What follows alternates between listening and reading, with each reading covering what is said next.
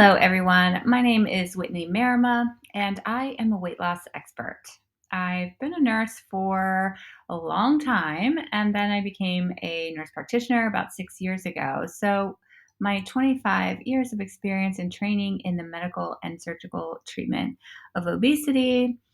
I am also trained in functional medicine, which is a specialty that looks at the root cause of disease. What lifestyle factors contribute to us not feeling well or gaining weight? Things like autoimmune development, hormone aberrations, and so forth. Because in all chronic disease and most of our dis-ease or just not feeling right, lifestyle factors such as low nutrients, toxins, and stress are at the root. So I see patients clinically in my in-person practice in Florida for bariatric surgery follow-up, and they have issues such as vitamin optimization, lifestyle and diet change needs, and they have the need for weight loss and weight management. And I see non-surgical patients for optimizing health and well-being through similar issues. And all the while, I'm utilizing my knowledge about root drivers and applying my nurse practitioner and functional medicine training. I am also a bariatric lifestyle coach in the online space, together with my bariatric surgeon husband, Dr. Robert Marima. We are founders of the program called the Bariatric Success Method. So, this program allows us to help people in and outside of Florida who are bariatric patients and not finding the support they need in order to achieve true thriving health or optimal weight after their procedure. So, with that being said, and now that you know who I am and my credentials for discussing this topic, let's dive into the topic today, which is all about weight loss. Everyone, bariatric surgery or not, we either need to lose weight ourselves or we have someone close to us who does. So, it's a hot topic. And the reason is because the obesity rate in the United States is approaching 40%, 39 point something. And 69% of Americans are either overweight or obese. And we know it's not just about looks or clothing size because obesity is a major contributor to major diseases, poor health, poor well being. So, I won't spend too much time talking about all of the reasons for this epidemic because honestly, that's a whole topic in and of itself. But for the purposes of this discussion, we should understand that the human race is, from a biological standpoint, extremely efficient at storing energy. Thousands and even hundreds of years ago, when food wasn't easily accessible or available 24/7, we needed this biological mechanism to survive. So, we are, in fact, designed by nature to store energy in the form of fat. Okay? So, then it would make sense that if we are to just cut back on our eating, that would be the key to losing weight, right? Well, yes, from a very simplistic standpoint, this is true. So, let's start there. Why can't we just eat less or practice calorie restriction and lose weight? The answer is that we can, but let's break it down deeper, shall we? We know that 1 pound of fat is equivalent to 3,500 calories, 3,500 calories in 1 pound of fat. So that means that for each pound of fat that we wish to lose, we will need to cut calories by 3,500. So if we're doing the math, that means that if we cut calories by 500 calories per day, we can lose 1 pound per week or 4 pounds a month, and that would equate to 48 pounds in a year. Now, for someone who has not had bariatric surgery or is not obese and has, let's say, 10 to 20 pounds to lose, this is a reasonable approach to consider.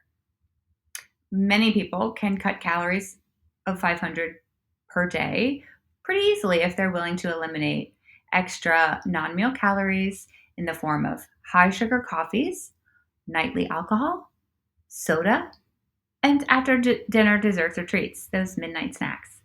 So, if you're someone who consumes these things daily, then asking yourself if it is realistic and doable to forego those things for The weight loss return is a good idea. The potential downsides to this approach is that giving up these habits is not easy and patience will be required, recognizing that you are giving up short term pleasure for a long term gain or loss, shall we say. People who generally need quick validation for their hard efforts will probably get frustrated and throw in the towel so that they can go back to having their short term pleasure. That is why most of these fail. And it typically requires food and calorie tracking, which is not for everyone, right? Myself included. If you're like me and hate spreadsheets and having to constantly remember to enter everything you put into your mouth into an app, this might not work for you long term. This is the basis of programs like Noom and Weight Watchers. So if you like tracking data, this is a plus in your case for using these approaches. So let's talk about someone who is obese, meaning they have 60 plus pounds to lose by that chart weight, and those that have been obese and had bariatric surgery. So history of obesity, had bariatric surgery, or currently obese. The issue beyond what we discussed above in terms of patients is the concept of metabolism reset from a history of severe calorie restriction diets. So anyone here ever do MediFast or HCG or just even eat an 800 calorie or less per day diet for long periods of time? Because anyone who's had bariatric surgery definitely did.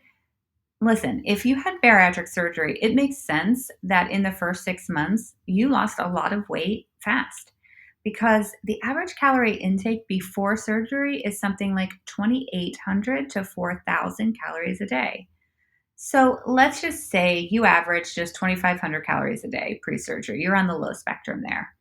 And then you have the operation, and guess what the average intake post surgery is? It's 600 to 800 calories in the first few months on average. And by 6 months, around 10 to 1,200. That gives a calorie deficit of 1,700 calories a day, which is 12,000 calories a week or 47,600 per month. And when you divide that by 3,500 calories per pound, that means that you've lost 13.6 pounds in a month and 81 pounds in 6 months. But think about that huge calorie reduction that it took to get there, right? 2,500 down to 800, that's a huge deficit. Now, I want to talk about what happens at that 6 month mark, which is where the majority of people stop losing or significantly slow their weight loss. And if you didn't have surgery, the same theory applies to the severe calorie reduction diets, including the use of medication for hunger control. And so it's important for everyone to understand this concept. What happens is the biological process in the body of a metabolism decrease, okay? So the infinite wisdom of the body says, hold on, I am in a state of famine. And in efforts not to die from starvation, the metabolism just simply resets itself to a lower calorie burn, meaning your energy expenditure or calorie burn was up here, now it's down to here. So how the severe the drop in calorie intake, the more severe the decrease, right? So the more you're restricting, the more the deeper the decrease in metabolism is going to be. So I hope this concept makes some sense to a lot of you because this is why you lose weight for a while. And then even if the diet or calorie intake didn't increase, as often is the case for bariatric patients, you stop losing weight with this approach. So many clients say, I didn't change anything, but I stopped losing. And this is extremely frustrating and confusing. But when you understand the biology of it, it makes sense, right? I mean, at least there's an explanation. You decrease your calorie intake, your metabolism was here, your calories were here, your metabolism said, no, I'm going to die or starve. I've got to downregulate my metabolism to meet what we're taking in. So then you ask, well, what about exercise? The old just eat less and exercise more advice, right? People say, well, the reason I'm not losing is because I have X, Y, and Z that keeps me from exercising. Otherwise, I would have lost more. Not the case, because they're built into our DNA's biological process here too. Studies confirm that when we increase our exercise, The metabolism is recognizing the increase in calorie expenditure. And again, in efforts to prevent starvation, here again with the energy balance mechanism, hormones are impacted in a way that causes an increase in hunger. So, therefore, when we increase our exercise, our hunger goes up. And really, unless someone is really practicing good extreme willpower, they generally increase their calorie intake, rendering the calorie reduction from exercise kind of a wash. So please hear me because I am not saying that exercise isn't good. Okay. I'm a firm advocate for exercise for the reasons of like improved mobility, improved mood, other health markers like insulin reduction, glucose utilization, improvement in bone health and muscle mass. Our longevity and our quality of life is hugely dependent on exercise. But for using it as a sole method for weight loss, you're not likely to see a huge benefit here, with the exception of that it is a health seeking behavior. And so, generally, people who make intentional effort to take care of themselves do exercise. And they also take care of themselves in other ways, such as healthier eating. So, for those reasons, it can have an indirect benefit on weight. I mean, I know that when I put in the effort to exercise, I'm far less likely to come home and have a sleeve of Oreos, for example, right? So there is that. It's a health stacking, habit stacking behavior. All right, so let's acknowledge that I'm not exactly giving a ton of hope for weight loss yet. The reality is that it is very complicated. There are a lot of factors that go into weight gain, weight loss, metabolism, which is why so many people struggle. I would like to talk briefly about a few other popular approaches beyond just reduction in calories. And those are things like low fat eating, where we see in things like Weight Watchers. And these are options for people with healthy metabolisms or who don't have metabolic dysfunction. Remember, though, obesity is a metabolic disease. And so the issue with low fat diets is that without good healthy fat, people generally do experience hunger and find these difficult to stay with long term. And in addition, the metabolic reset that occurs after some time doing these methods means that you will have to keep lowering and lowering your calories in order to keep getting results. And of course, there's going to come a point where this is not sustainable or healthy. And furthermore, I mean, by substituting high carbohydrate foods like rice cakes and oatmeal and a lot of fruit, these are not going to perform well with people with insulin resistance, which is most of the clients that I work with. Let me also throw in here the approach of using sugar free everything, whether it's a part of a low calorie or a low carb approach or diet. Most of the artificial sugar substitutes used actually cause a spike in blood glucose. Listen to me, almost as much as real sugar. And they also 100% induce more sugar cravings because that sweet addicted brain senses that sweetness. So, this is a method that I don't endorse and always work with clients and patients to clean up this artificial sugar habit. So, let's talk about the diet and lifestyle approaches that I use to get results in the population that I treat or coach. Okay, so people who have significant amounts of weight to lose. I would also put into this category peri or postmenopausal women with weight gain and those with metabolic disease, such as insulin resistance or diabetes, lipid aberrations, and also bariatric surgical post op people, because you also have a metabolic dysfunction. You've been obese. So, there are a lot of reasons that these groups are best suited to what I'm about to discuss and to see the best results with one or two options, ideally a combination of both. And so these methods are number one, a low carbohydrate diet, and number two, the use of intermittent fasting, or if it sounds better, time restricted eating. Both of these approaches use our biology that we mentioned earlier for our benefit in weight loss and health improvements. Because from a biology standpoint, we have this fat storage to be able to use for energy in times of food inaccessibility or food deprivation for whatever reason, right? Because remember, we are energy storing machines. Now, in today's society, unlike the times of the past, we don't actually have an accessibility to food, but we can make our body believe otherwise and use those mechanisms for our benefit. Because since our primary currency of energy is in the form of glucose, which we get from eating sugar or eating starch, which then is converted to sugar, then instead we can turn our energy storage, which is our fat, into sugar for our bodies to use for energy. Are you with me? Don't eat it, make it from your fat stores. So, this is the benefit of a low carbohydrate lifestyle. When we don't spike our blood sugar and therefore our insulin, which go hand in hand, we drive fat utilization in its place. Okay? Now, with intermittent fasting as a tool, the concept here is that when we spend longer periods of the day not consuming any calories, we are tricking the body into utilizing our fat stores for energy as well. And we are having to make less food decisions. And this is a plus, right? Less food decisions, less trips to the refrigerator, less food thinking, and we're training our brains that we don't need to be eating every 2 hours. It's not true. It helps to retrain our grazing, craving brains.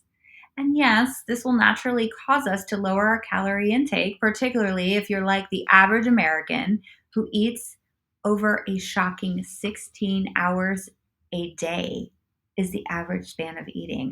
That's a lot of time eating that can be freed up for other things like exercise. There are a lot of other benefits that are really touted about and gaining a lot of momentum of intermittent fasting that include autophagy, which means self eating. It's the literal meaning there. And here, the science is starting to show that there are many benefits from not eating so often because when we're in a fasting state, our bodies are able to clear out damaged cells from the body. So, autophagy is absolutely, from a health standpoint, beneficial. Clients who work with us in the bariatric success method report feeling less inflammation and pain, better mental clarity and energy, and more food control once they start implementing this lifestyle approach. There's always a little bit of resistance, but once they try it, they love it. All of this sounds like a lot of work, I know. And we all have resistance about significant lifestyle change. It's just normal. The key is in being aware of this resistance and asking yourself why. Something I hear a lot from clients when we start working together is I don't want to be limited in the types of foods I eat. That's not good for me. I know that's not good for us to be restricted in the calories that we're taking in. So I like to counter this resistance barrier with this reality. Number one, are you currently eating a diet full of fresh fruits and vegetables and lean protein where you're getting this wide variety of nutrients, right? Are you eating the rainbow 5 cups a day? Likely the answer is no, y'all. We are getting our variety through packaged foods that have no benefit other than taste and calories and are addictive so that we keep going back.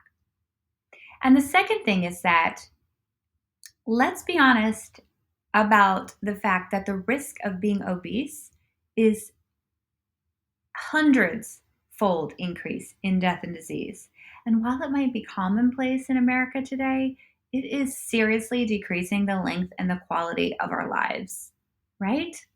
So let's knock down this barrier that eating low carb is not going to give you enough diversity of nutrients, shall we? If you're interested in diving deeper into the concepts that I've shared here today, I have a couple of recommendations for you. There is a fantastic book that I recommend to so many people, and I'm recommending it to you if you kind of still need to convince yourself about the benefits of low carbohydrate eating or intermittent fasting. It's called The Obesity Code, and the author is world famous obesity expert, Dr. Jason Fung. So I highly recommend that. I think you'll really enjoy it. It's an interesting, fascinating read. If you're a bariatric patient, I suggest you engage in my private Facebook group called the Bariatric Weight Regain Solution Seekers. You can search for it on Facebook. And if you're already a member, I suggest that you dig into the plethora of free content that I have within the group.